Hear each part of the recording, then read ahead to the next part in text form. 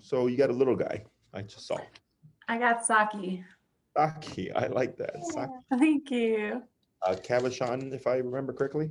She's a Cavachon, yeah. Okay. And I believe you're interested in a board and train. I am, yeah. Okay.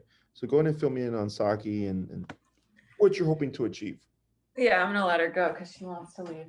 Sure. So I will say I've had a dog before.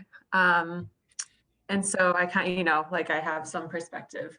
I will say she's so sweet, and she's so friendly, like has no anxiety, will go up to any person, any dog. But she's I will also say too, because I got her in the pandemic, I didn't take her, I would have taken her to a puppy class. I wasn't able to do that. I live with my family and we have another dog. And so, she was able to learn how to play with dogs through our dog. Okay. And so obviously that was important. I've had a trainer for her once, but the trainer said something that really upset me. And so we didn't see her again. But really she's just mischievous. She cannot concentrate. I'll call her name. She won't even turn around. She has these very strange, I've never seen it, she's these weird fixations on light reflections. Okay. So there's a light reflection in the dog run. And when you open the door, and I will say too, she's really, really smart. But when you open the door, it causes this reflection, and she's literally obsessed with it. She barks for it. Every time she goes outside, she salivates for it. She licks the walls for it. It's just strange behavior. And it's really hard to get her attention. Mm-hmm. She chews everything, like underwear, socks. She figured out, in our hamper, she was figuring out all the dirty stuff was going in there, and she bit a hole through the bottom and has been pulling it out from inside. It's funny, but it's crazy. She watches TV like I've never seen a dog do before. So anytime there's another dog, she goes crazy, barks, scratches. She's now obsessed with golf and sports balls. Anytime any ball flies by, she goes nuts. She barks at everything, which drives me crazy, particularly in the middle of the night. If she's misbehaving and I put her in her crate, kind of like a timeout, she'll bark for 45 minutes straight. She doesn't quit. I did get her a bark collar that just sprays when she barks. And I've noticed that when I put it on her, mm-hmm. she barks a lot less. So she knows that it's bad and it does reduce the behavior. But the second I take it off of her, it's it was never there. Yeah. So yeah, she doesn't behave. She does not listen. And mm-hmm. But she is really smart. I do feel like she can be trained. I'm struggling to do so. Okay. When you had your previous trainer, did you have any training at all? No formal training, no. Okay. But did you have any sessions with the trainer? I had one session. She said she saw the light thing, and she told me that it was signs of autistic tendencies. Okay. And I didn't like that. And so we didn't see her again. I didn't think that was very helpful. But your dog is autistic. Is she? No. I was gonna say, is that a thing? That's a horrible thing to say about a puppy. I mean, I've heard of trainers saying I think one trainer said some dog had schizophrenic behaviors. I think I've heard autism before. I think there's even a study in autism in dogs or something like that. I have my personal theory on it, which I'll discuss with you as we go along. Mm-hmm. But okay, so you had the session with the trainer. She said your dog was autistic. But right. Now I joke that I have a special dog. Yeah. Okay. Anything else that I should know about Saki? Oh, she's the worst walker, which is definitely my fault, but she pulls like crazy. What do you walk around? Sorry? What do you walk around? Like a harness, A a flat harness. collar, a harness? Yeah. Okay. Anything else? Um, no, I feel like I kind of went through it all. Okay. Well, this might Oh, be. she's and one other thing, which I think is she's 10 months old and she's still having accidents in the house. Like, I Did feel you like put her on a that. potty schedule and stuff? Yeah, yep, let her out all the time. And what happens too is I'll let her out and she is so focused on the light or birds that she like forgets to pee. Sure. And so she could be out there for 15, 20 minutes. She's not peeing or pooping because she's so distracted. And then she goes inside and then she'll have to go. Okay. Um, do you utilize well, you do have a kennel. Do you utilize the kennel for potty training? Yeah, yeah, yeah. I keep her like I don't trust her when I leave. So Uh-huh. she stays in there. When she's, obviously been bad, I'll try to put her in a timeout. She Um, sleeps with me Anything else? because she barks. She barks for until I pick her up. Uh, And I'm a sucker. you're a sucker. At least you admit it. Anything else? Mhm. No. No. Right. So Mm-mm. I've been here since 7 o'clock. It's been a long day, so this is funny. I was looking at you and the other one that Enrique have tonight are like super easy consultations, and Mhm. I'm just like over here with like dogs trying to attack us and like dogs biting people. So Yeah, she's not aggressive, which is great. yeah, so this Also, is like I was referred to you by Jason Stein, who I think you trained Blue, a little French bulldog. Jason Stein Blue Frenchie. I'd have to. I've trained a lot of dogs, but the name Okay, does yeah, I'm sure you did. I don't know if you remembered him. I think it was semi recently. Oh no, wait, no, that dog's name was Truffles. That's cute. I'm trying to think of all the Frenchies they've trained. I have to look into it. Um, okay, so this here, pretty straightforward case, pretty simple. Um, I don't think your dog is autistic. Thank you. Your dog is definitely overstimulated. Mhm. Okay.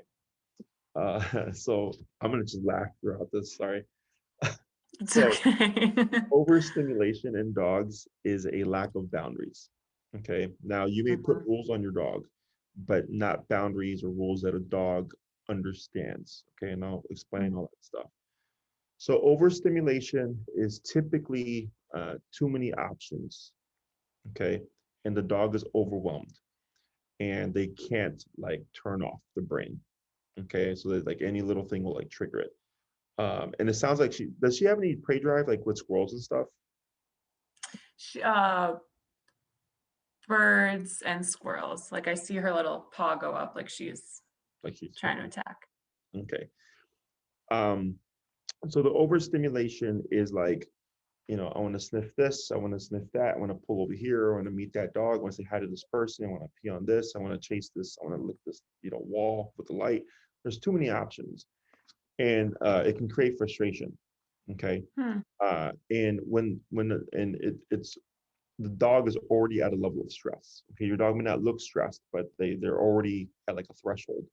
So then when you add a random sound or a sudden change in the environment, all of a sudden you get barking. Okay. Hmm. So, and it's because she's already kind of like in that zone. And then you just add something else into the mix and all of a sudden she triggers. Okay. This is super common. One of the most common things I address in training is overstimulation. Okay. Okay. I think the light thing, dogs can have like kind of like, it's not, I don't call it OCD, but it's like OCD where they kind of fixate Mhm. on something. Her thing just happens to be lights, Mhm. and there's like I have a client right now, or not right now, but like a previous client, her dog's obsession is with the red laser light, like a cat. Mm. And anytime she sees the red laser light, boom, she's like super focused. Okay. Mhm. So your dog's thing just happens to be glare or light reflections and stuff. This can be Mhm. corrected. Okay. It's not Okay. because your dog's got a screw loose or anything. It's just that's why I asked if she's got prey drive, because Mhm. prey drive doesn't have to be rabbit, squirrels, deer. Like prey drive it can be a light. Okay. So Hmm. I think when she sees that, she's got good prey drive and she's overstimulated, that she kind of gets just too hyper focused and she's unable to disengage. Okay. So that's pretty simple to fix, in my opinion. All the stuff that the reactivity to dogs on TV, Mhm. most likely an overstimulation thing. Like reactivity to dogs, yes, that's common, like on the leash and walking outside in the real world and stuff. Whenever someone is telling me like, yeah, my dog reacts to like this sound and that sound and like things on the TV and like this and that, right away I go overstimulation. Okay. Hmm. So she's just always on that threshold. And then when you add something, she just barks or And she she's always alert. Like she could be sleeping and I don't even see her looking at the TV and a dog pops up and she's oh, she's up and barking. yeah. So even though she looks like she's in a resting state, the brain is still active. Mm. Okay. So that's why that happens so quickly. Um, so the barking in the kennel. So dogs don't have a concept of timeout. Okay, that's a human thing. If you put her in the Mhm. kennel and you're like, bad dog, think about what you did, don't stare at lights. Like she doesn't sit there and reflect on that, right? That's a Mhm. human thing. Growing up, if I called my brother a bad name, my mom would say, go to your room and think about what you did to your brother, right? Yeah. You don't feel bad, he's crying. And I would go in there and I would, dwell on it, whatever. And then she'd come like, how do you feel about it? I'm sorry, let's do that, right? Dogs don't do that. Dogs are in the present, they're never in the past, they're never in the future. Okay, they're in the now. So if Mhm. she's like, let's say she's frustrated and like running around or whatever, and you're like, you need to calm Mhm. down, and you put her in the kennel, you've now just taken all that energy and confined it. And that's why she Mhm. barked for 45 minutes. Okay, because you Mhm. did nothing to tell her, don't be that escalated, don't be that stimulated. Well, no, I will say another thing, and I know that like positive reinforcement is a big thing with dogs, but with my last dog, like if I yelled at him or I just had a mean voice, like he learned that that was bad and he didn't do it again. Like Mhm. she doesn't even react. She Because just doesn't. Yeah. your last dog was soft. And maybe. Yeah, it's like, And I would put him, I'd say, go to your crate, and he'd get really scared and he would stop. right, Like she doesn't care. right. So I had an ex-girlfriend, and Mm-hmm. uh, she was like the most passive person. And I remember one day, Mm-hmm. like I was super busy, and I was like, "Hey, could you please make reservations to this restaurant, whatever, right?" And she's like, "No, can't you just do it?" I'm like, "I'm super busy. Please just make this reservation. It'll just make life easier, right?" And she's like, "No, no, like and then like I, in a firm voice, was like, "Just make the reservation." And she got super quiet, and then I felt really Interesting. bad, right? And then when I talked to her later, I'm like, "Look, I'm sorry. I didn't mean to like talk to you in that fashion, right?" And she's like, it's okay. And I was like, did your parents ever spank you growing up? And she's like, no. She's like, all they had to do was scold me. That was it. Right. I was spanked all the time. Yeah. Scolding didn't do me any good because it was just words to me. Okay. Mhm. So your last dog was a softer, more softer, passive dog. That your tone of voice was enough, right? Mhm. But this dog, even though she's a little Cavachon, when is she like 12 pounds or something? 15. 15, little 15-pound Mhm. dog. Mhm. Personality wise, she's more confident, she's more tough. So that Mhm. your tone of voice isn't going to work there. Okay. Mhm.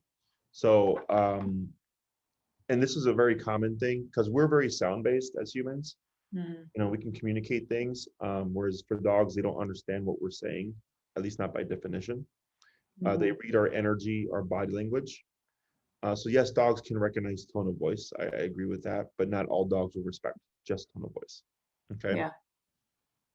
So when you take a dog with a lot of energy, and you put it in a kennel, that energy's got to go somewhere, right? And in her case, it's barking for 45 minutes, okay, Mhm. because nothing settled her down. Now, should you settle her down and calm her down? and then place her in the kennel, then I would anticipate she wouldn't bark. Okay. Mm. Because the barking is not the problem. The barking is a symptom of the problem, and that problem is overstimulation, most likely. Okay. Yeah, because I mean that's another thing too. Is like I'll put her in there, she'll bark, I'll take her out, I'll just let her. Her new thing too is that like it's bedtime, she's on the bed, she's chill, and then all of a sudden she gets this big burst of energy at like midnight, and she starts running around the house, and I don't trust her because she's eating things, she's peeing, like, and then it's like I don't know what to do because if I put her in the crate, she barks. If I let her run around, she destroys things, and then I'm kind of at a loss. When she zooms around, are you mean like the zoomies, or are you meaning like she just like runs around and like is like active? Runs around as active, sniffing, playing with her toys, knocking things over. Oh, another thing, just to add to the list, is she digs at her water and it goes everywhere. And then she flips over the bowl and she drags the bowl around. Just another crazy thing. Does this happen when she's drinking water, or does this happen when she's like running around being mischievous? When she's drinking water. Okay, so that's just how she drinks water then. Gotcha. That Yeah. that's a weird one. Um, Yeah. that I mean, I've seen dogs that have like had weird quirks where like they'll like push the bowl with their nose and stuff and kind of flip it or whatever. I've also seen dogs do that with their food. So I'm gonna write that here. Tip Yeah. bowl. Okay. So is this making sense? Like what I'm saying here? Definitely. I mean, definitely you're describing, it's just pent up energy that is making her very active, and she's not able to focus. Well, it's not energy. Energy Mm. is different. Energy is Like energy. stimulation, mental stimulation. Yeah, like let's take a classroom full of like first graders. Okay. Hmm. Before the bell rings, describe the room. I'm sure the kids are talking, playing, Mhm. loud. Yeah. Right. And then the bell rings and what happens? They sit down and they're quiet Why? because those are the rules. Exactly. Yeah. So overstimulation, remember earlier it says lack of boundaries, lack of rules. Don't do Mm. that, don't do that, don't do that. You can't flip your bowl, you can't bark in your kennel, you can't chase lights, you can't bark at every sound, you can't zoom around at midnight. So if you remove all those things, what do you think, what option does that leave your dog with? I think she would just do all those things without anyone Well, telling her not to. yeah, right. But like, let's say you had the ability to stop these behaviors, right? And you Oh, stop, yeah. right? What do you think she would be left with as an option? Like chill. Yeah, be cool. That would be great. This is funny because for me this is so straightforward and so easy, but for like clients are like, really? I'm like, yes, like this is normal. Like I can't even imagine her being chill. That's why So when it comes but yeah, I to, know she can be. yeah, but you just have to like teach her how to be, okay? Okay. Because now the difficult part that we're gonna have here is her size. Now, when you talk to Hmm. Jason, um, Hmm. did he educate you on how I train? He did not know, but I did babysit Blue for a day and he was like the chillest. I was like, it seems like Yeah. it worked. Oh, you're in the suburb, right? I'm in the suburbs, yeah. I would drive to the city. Did he work with Enrique? I think he worked with Enrique. Did he I have think he two worked dogs? with you. Do you have two dogs or one dog? No, He just had the one one dog. dog. Okay. Hmm. Yeah, I'm gonna have to research this. So, did you do any research on the website? Yeah, I read, You read. Okay, so but you if know you we use want to, the caller. The e-collar. Okay. Okay. yeah. So, And the e-collar is what? I know that there's like a spray, there's like a buzz. What does that mean? so Have you ever been to a physical therapist or a chiropractor? Both. Have you ever had stim? Yeah. That's e-collar. Okay. Okay. So a lot of people think e-collar is electrocution. Okay. They think that they're literally shocking their dog, which is misinformation. Mm-hmm. An e-collar is more commonly known as a shock collar.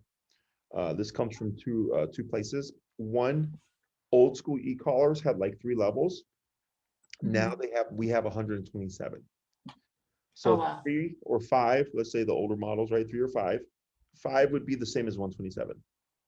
But now I have 122 more divisions. Okay, so I can very much fine tune it to the dog and personality type, the size, and all that stuff. Mm-hmm. So the older collars were more shocking because it was 1, 2, 3, 4, 5, and that was it. Right. So your dog could be yelping at 3, but not listening at 2. So you're kind of stuck.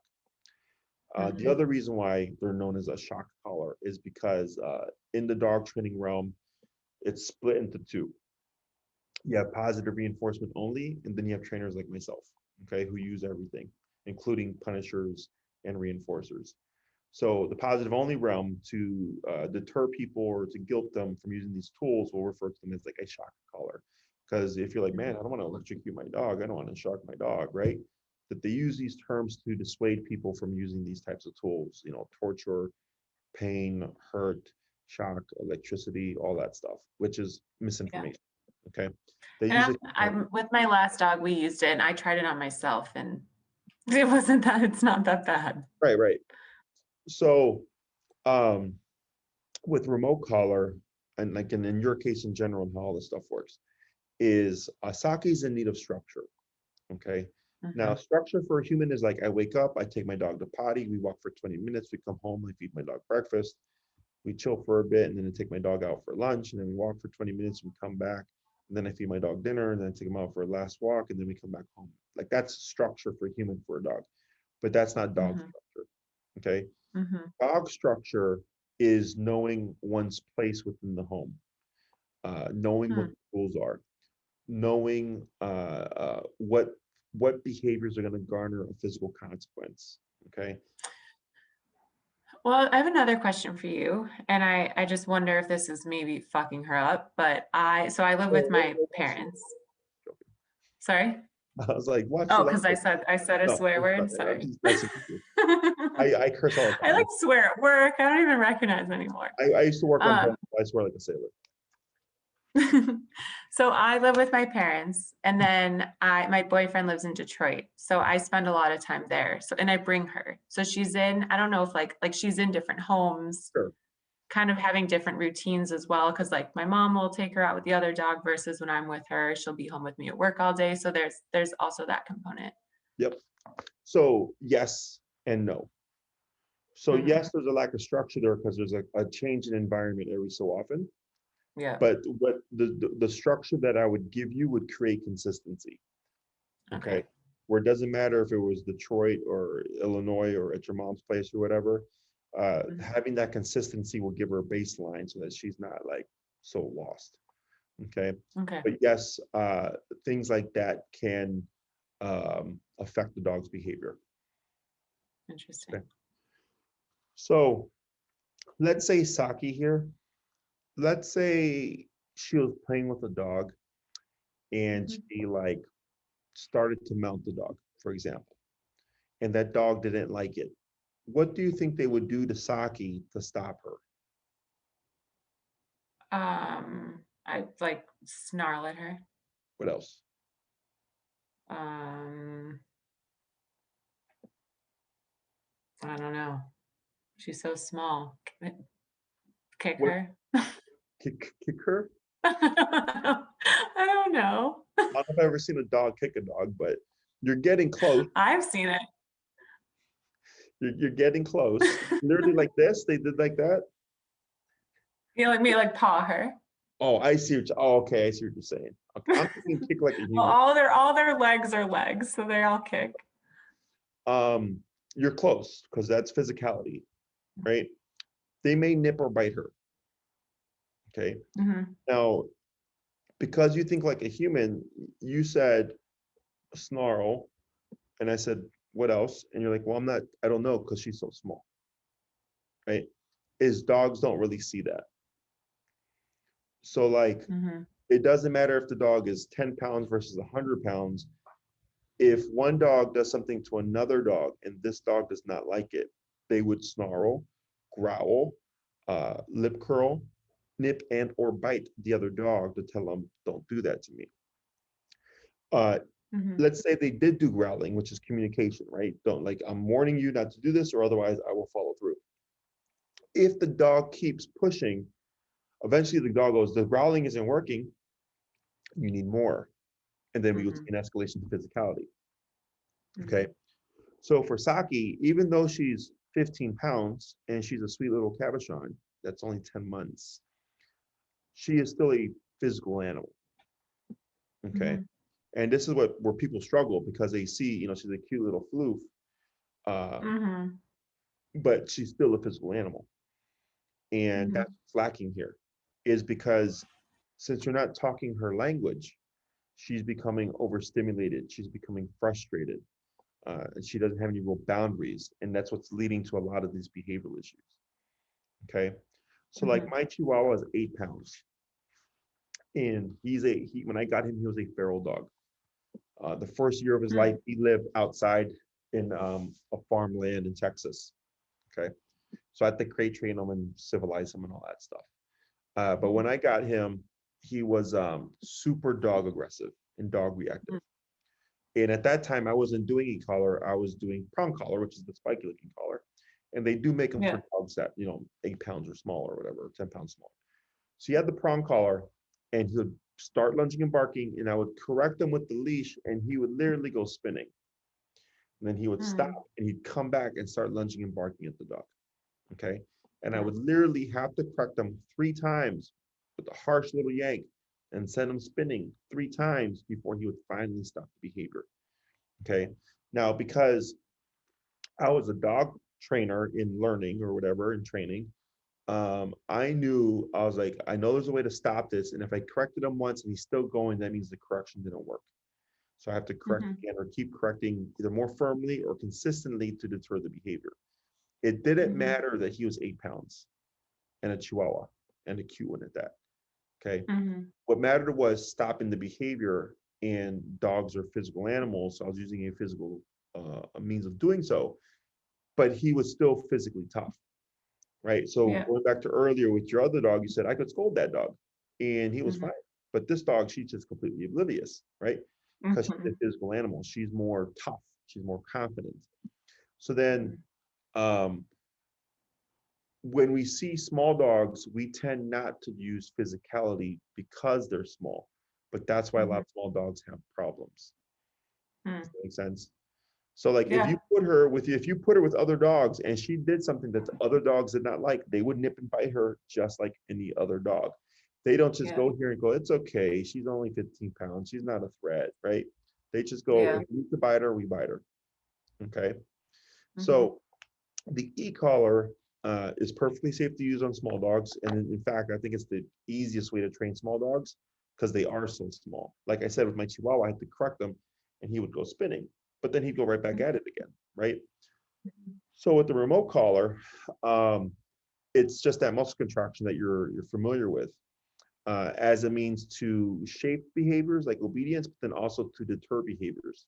Okay. Mm-hmm. Now, what I would do well, I mean, you're doing it, you're thinking of a board and train, but the way the board and train would help you, okay? Mm-hmm. Because we're not going to see the behaviors we're seeing at home here, okay? Because this is not a home setting. This is a facility, right? This is a training setting. Yeah. So, however, we can still help you because we're going to give her a baseline of discipline and Mm-hmm. we would educate you. And the biggest thing that's going to, the command that's going to help you the most is the heel command, okay, which is leash walking, no pulling on the leash. Uh, I take 5 steps, she takes 5 steps, I take 3 steps, she takes 3 steps, I come to a stop, she automatically sits with a completely slack leash, and I don't care what the environment is. Okay. Mm-hmm. It sounds complicated and it's very easy to teach, if I'm teaching a person, if I'm teaching a client in person. It just requires the right tool and the right methodology. Okay. Mm-hmm. So A proper heel will fix 70 to 80% of problems. Okay, which is why whenever anytime I do behavioral stuff, the first thing I always teach is heel. Okay, because it allows you to discipline your dog in a non-confrontational manner. Most people, at least in the city, most people walk their dogs at least 3 times a day, 7 days a week, because they live in apartments and high rises and stuff, right? So it's something that you practice regularly and consistently to keep structure in the brain. Okay. Once a dog receives discipline, it calms them down so much. Okay. Because now you're saying you can't do that, you can't do that, you can't sniff the grass, you can't pee on that tree, you can't bark at that cat, can't stare at that squirrel. You have to be here. And it teaches the dog how to just turn off. Okay. And exist in the world in a passive state. So she thinks, oh, I don't always have to be jacked up on my undo. Like I can like be calm. And then we go, how does that impact her within the home? Okay. So once we start to teach her how to be passive, it's not that she won't bark, because barking isn't technically a bad thing. Okay. Incessant barking can be a bad thing because it's unhealthy for the dog, because clearly they're overstimulated, but also it's annoying for the owner. Right. So let's say I had another case very similar to yours, and we were doing the training and the dog was still barking a lot in the house. So then I told them, just raise the number for your leash walking stuff. And then that indirectly settled the dog down more in the home, because we just raised the discipline outside, right? So there's a lot of ways that it can work. Let's say we do the heel stuff and all that. You do the board and train. All the obedience is awesome. She's like, man, she's so well trained now, but she's still barking like crazy inside the house. Okay, that could happen.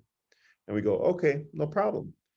But now you have to give her consequence for barking inside the house. Okay, so think of barking as yelling. When I grew up, if I were to like run around screaming and yelling, I got spanked. Don't run around screaming and yell, right? If I talk back to my mom, which only happened once, don't talk back to me, right? It's consequence to deter behavior. All right. Now you have to learn. Now we teach you or educate you on how to discipline your dog in a way that she understands. Okay. Because that's what aversives are meant for. Aversives are meant to stop things. So like if you're speeding on the expressway, you get a ticket, right? That's to deter you from speeding. If you steal from the bank, you go to prison. That is to deter people from stealing from banks, right? So same thing for her, except sending her to prison or timeout isn't a consequence for her, right? She's a physical animal. She needs a negative attached to the behavior in order to learn, like, you know what? Barking at the light sucks because this happens and I don't like it. So if I don't bark at the light, I can avoid the correction. Does that make sense? Yeah. So the barking inside the home, we'd have to see how that works out. You'd probably get her back, and then for like the first couple of weeks, she'll be like pretty chill, and all of a sudden she's gonna start barking again, because she leaves here with a lot of discipline and structure. She goes home, it's kind of fresh in the brain, and then she's like, hey, I'm back home again, and this isn't like this place, and there's more leniencies here, right? Plus, this is not her territory, so there's nothing to like really defend it from. Is that you start to see the behavior come back, okay? And then we'd help you resolve that issue, because it's really just, because telling her to sit doesn't stop the barking. Right? That they're not related. That's where consequence comes into play. Like reactivity to dogs on TV, it's the same thing. Just don't do that. Barking at every sound she hears, it's just don't do that. Flipping over the water bowl is technically the same thing. It's just don't do that. Barking in the kennel, don't do that. So that's why when you said the citronella bark collar, right? Yeah. When she has it on, she barks less, but when she has it off, she barks again. Right. So the reason why she barks less but didn't stop barking completely is because the citronella isn't a real deterrent for a dog. Okay. Citronella is just like it's a citrusy oil type of spray that the dogs don't like the scent of, right? but that's still not the consequence for a dog. Hmm. So my mom never said like, you know what, Jesse, for talking back to me, I'm gonna make you sniff dirty laundry. You know, like that's not a consequence. I just got spanked. Yeah. Right. Yeah. So for her, and what some dogs can learn is because the citronella spray, it sprays a certain direction. Is I've had clients tell me that their dog will just turn their head and bark this way, and the citronella spray comes out that way. Well, she's figured out how to bark at a level that it doesn't activate. Yeah. Yeah. So let's go. Yes. So that Mhm. you would correct yourself. Because the other thing is, even with e-collar, by the way, is the e-collar, it would be on when you need it, right? If she's going to go for a walk, if she's going to be off leash, if you're going out to a restaurant with her, anytime there's going to be uncontrollable stimuli in the environment, you would expect to have your e-collar on, okay? But Okay. within the home, if you use the e-collar to correct her, which you can, it would make you dependent on the e-collar, okay? And then when Yeah. you remove it, she's going to be a brat. So Yeah. it's teaching you how to correct her so she thinks mom doesn't need a bark collar. Mom doesn't need an e-collar. Mom can correct me herself and stop me herself without anything. Did I lose you? Hello, hello. Mhm.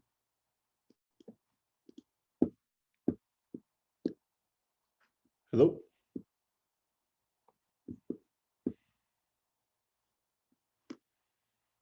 Mm,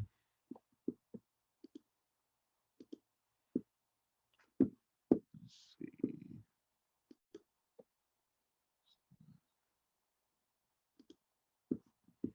Hello.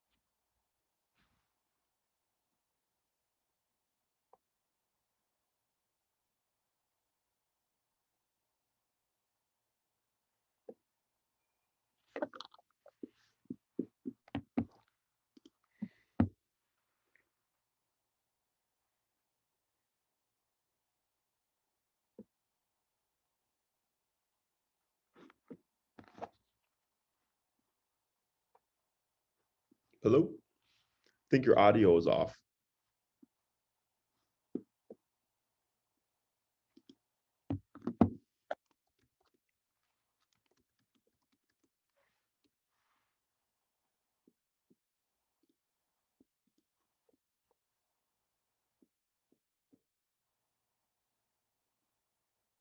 Hmm. There you are. Audio's off. Hold on. I can hear you. Oh, you can't hear me. Yeah. Sorry, the Wi-Fi just went off in the whole house, of course. Okay. I was wondering, I was like, what's going on here? Okay. I think I caught, we were talking about the e-collar. Is that her barking? Oh, in the house. Sorry? Is that her barking? That's Stella. That's the other dog. Oh, okay. I was like, man, she's got a big bark, little dog. She's so loud. Okay. I'm sorry, what is it that you remember last? Talking about e-collar in the house, that if I'll become dependent. Yeah. Yeah. So we give you alternate tools to correct her to deter the behavior. Okay. Now, whether or not you do them is completely up to you. because the problem that people have with it is because it's physical. It's them correcting their dog as opposed to like you press a button and it corrects your dog for you. But I tell people it's like, again, growing up being spanked, like I'm sure the first time my mom spanked me wasn't like make her feel good, but she knew like this is for your benefits and I need you to be a good person. So I'm gonna do this to deter you from doing bad things. Okay. Yep. Questions about any of this? No, I guess the only thing is like her chewing stuff. Is that all related to the overstimulation and Yeah, things because in that? she it has to go somewhere. So Yeah, it's either she's gonna bark or she's gonna chew on stuff, you know. it's all Um, related. but it's also the same thing. Like let's say we do all this and like she still chews. Well, then it's just don't chew on that.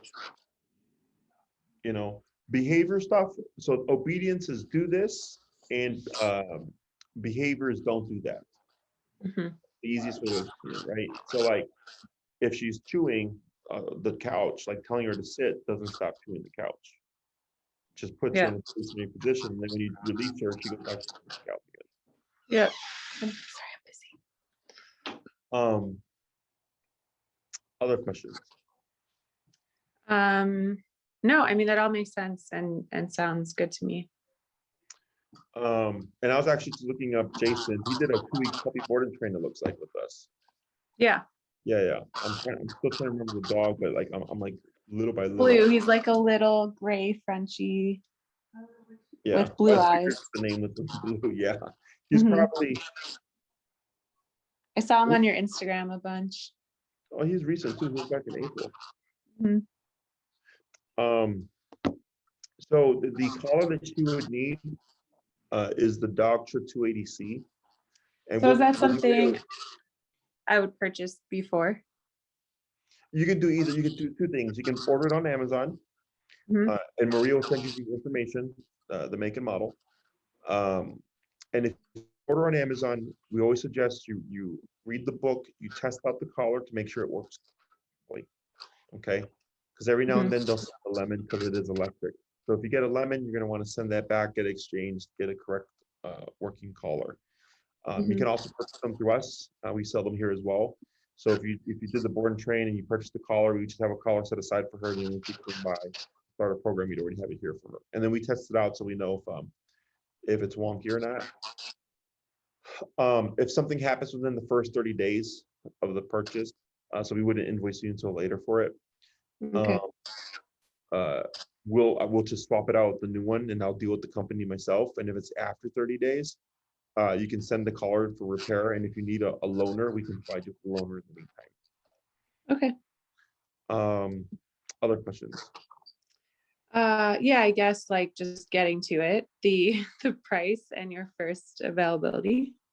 So we are currently booking in July is booked. I think let me just look at my calendar here. I think when I called a few weeks ago, you had a few openings. So Yeah, but we had like those were still available. We had 6 board and trains come in. Oh, wow. Yeah, so like right now we have 2, and we have 2 that come in tomorrow, and then 2 that come in on Sunday. And then we're full until approximately July 8th. Okay. Would be the next earliest, because I only like to take 4 board and trains at a time. The reason why I took 6 was because I just planned on working overtime, which is why I'm doing this consultation with you. So that we could take on those extra 2 board and trains. But the next opening looks like to be July 8th. Okay. Yeah, I mean, I will take it. Okay, so what I'm gonna do here is I'm gonna just make a spot for you just to block it off. Reservation, and then 2 weeks, correct? Yes, please. Okay. Other I mean, questions? I guess that's a question for you, and I don't know what your different levels are, but I feel like 2 weeks is sufficient for her to get that structure. This is a straightforward case. Yeah. So with the 2 week, with our board and trains now, because of COVID, we started recording all the things that we do. Okay. So like for Saki, when she comes here, we would record the first training session of everything that we teach her, sit, stay, down, come, place, heel. And you would get a comprehensive video. Okay. Great. It's about 1 to 1.5 hours long. And you see your dog essentially like raw, like she's learning from the get-go. So we might see things like flight response. You might see her like throwing a fit and throwing a tantrum. Earlier with Enrique, like I was talking about the dog that like tried to attack us. Like we would see stuff like that. But then we work through it. So, because if we don't work through it, then your obedience is unreliable, and then your dog goes like, "Well, you guys are suckers because you try to make me do stuff, but you give up." Right? So we would send you that video once it's put together. Take usually about 3 to 5 days. Once you get it, you would review it. You would watch the video, kind of educate yourself, and then we send a second video at the end of her second week. And it shows you just how much progress your dog has made from the first week to the second week, okay? And how we enhance the training. Now, a lot of our clients like to watch those videos and then just do the training on their own, because that's what the videos are meant for. Like, yes, we're teaching your dog, but it's to teach you how your dog learned and how to like essentially employ the training that they have learned. So some clients like to take it, do the homework on their own, do the training on their own and stuff, and then come back for the follow-up. The follow-up are where you work with Enrique personally, okay? And he transfers everything that was taught to Saki to you, or like if you have any loose ends that you didn't understand, like in terms of the obedience, he would help you kind of understand that. Or maybe all her obedience is great and you're feeling really good about it, but you're still struggling with like the behavioral stuff inside the home. You can use the follow-up for that as well. Okay. So it's kind of like, and that's kind of whenever I need it. Like if I'm trying to do the training on my own and then it becomes a time where I could use Enrique's help, then I just schedule that follow-up sort of whenever he's available. Correct. So they don't expire. If I get other clients that like to watch the video and do like the videos, and then they'll do a session, like a follow-up session on the pickup. So instead of like doing it on their own with the video, they'll like watch the videos and come in and do a follow-up when they pick up the dog to leave. It's very versatile in the sense of how you use those follow-ups. But you know, if you're knowing like, yeah, I would like to do a follow-up lesson on my dog's pickup, you definitely want to schedule that ahead of time. Okay. As opposed to like, oh, I'm picking up my dog, can I do a lesson right now? And then, you know, Enrique's booked up or whatever. Yeah, that makes sense. And then you wanted to know cost, correct? 2 weeks? Yep. Yeah. Let's see here. I am pretty sure I remember this correctly, but I'll look on and all of our prices are on our website as well. If you go into the local facility and you look up, you'll see like options. For the board train, for a 2 week, it's $27.50. That's 4 hours of follow-up included, with roughly 2 hours of video instruction, like that I had mentioned before, which is the video 1 and video 2. So it's roughly around 1.5 to 2 hours of complete footage. And then the 4 hours of follow-up are included with that as well. What's not included is the cost of the e-collar. And how much is that? That one for her size runs about $37-ish with tax. Okay, fine. And it's a half-mile range waterproof system. It's an LED screen, so if you're outside at night with her, you can still see what your numbers are and everything like that. And it's, in my opinion, the Dogtra brand collar is the best model of e-collar there is. They last years. I've had mine for like 8 years. Wow. Most common problem we get is the battery is a rechargeable lithium battery, much like your cell phone. Is that the battery does crap out over time, and you can either purchase one through Dogtra and replace it yourself, or send it to Dogtra and they'll replace it for you and then send it back. Okay, great. Okay. Other questions? Yeah, I guess where do they sleep? We just use standard wire kennels. They're here at the facility. I have someone on premise 24/7, so there's always somebody here. My brother lives here and I'm here from time to time myself overnight. And then we have a separate boarding area where she would stay in. Okay, Other questions? that's all. The last thing would be your potty training. Yeah. We can get a foundation down for you. And then we would give you instructions to continue the potty training. Okay. I'm wondering once like the stimulation thing is solved a little bit, if she would just, and she can focus on what she needs to do. I wonder if that'll just correct itself. No, this potty training is more so about schedule and building a habit. Interesting. Okay. Yeah. So like I had a client, they had a party Yorkie and they lived like on the 50th floor of like a building in downtown, but they had a patio and they had a grass patch in that patio. So they could let their dog out every hour on the hour. Mm-hmm. And when I used to board out of my home, because I trained a dog a long time ago, I used to board out of my home, she would pee like randomly every hour. So I was like, and I emailed her, I'm like, hey, I'm like, Roxy keeps peeing. And she's like, oh yeah, we let her out every hour. And I was like, I thought you just potty trained. She's like, she is. She goes out every hour. Yeah, I got it. Dog to pee every hour. So now when she's at my house, which I'm not going to let her out every hour. Yeah. Peeing all the time, right? Okay, so it's a schedule.